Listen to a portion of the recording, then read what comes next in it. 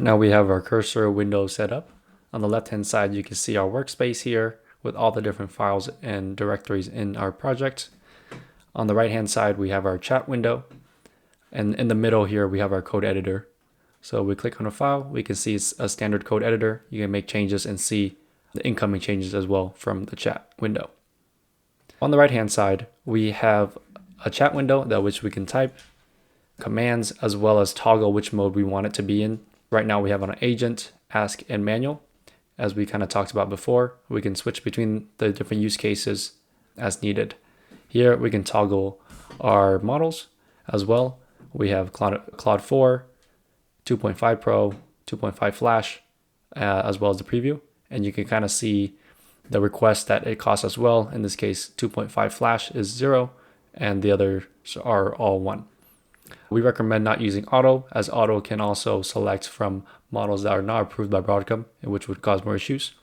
And if you want to click under add models, it'll take you to the settings screen here that you can toggle between different models that you want to be shown, and that's best for your use case.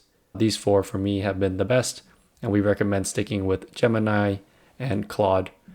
Try between the two and see which one is best for you.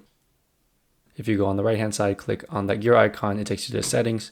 You can see the indexing, and this shows you the status of how the codebase has been indexed by Cursor, how many files, and if there are any issues. So here you can resync if you see some problems with your codebase and making sure that Cursor is able to read your environment properly. Once your codebase has been indexed, you're able to add context to it here. As you can see, different types of data points that we can use, files and folders that you want to work with, different code, documentation, as well as the web. You can also add context by simply dragging the file into the context window, and it gets highlighted here. We also have the show history button. Based on our previous conversation, we're able to click through and see what is going on, as well as return back to see what we're trying to do there. So now we will run a command to change my setting here to 16 minutes instead of 15. And you can see now how it's able to read my file as well as make changes. Here we have the accept or reject.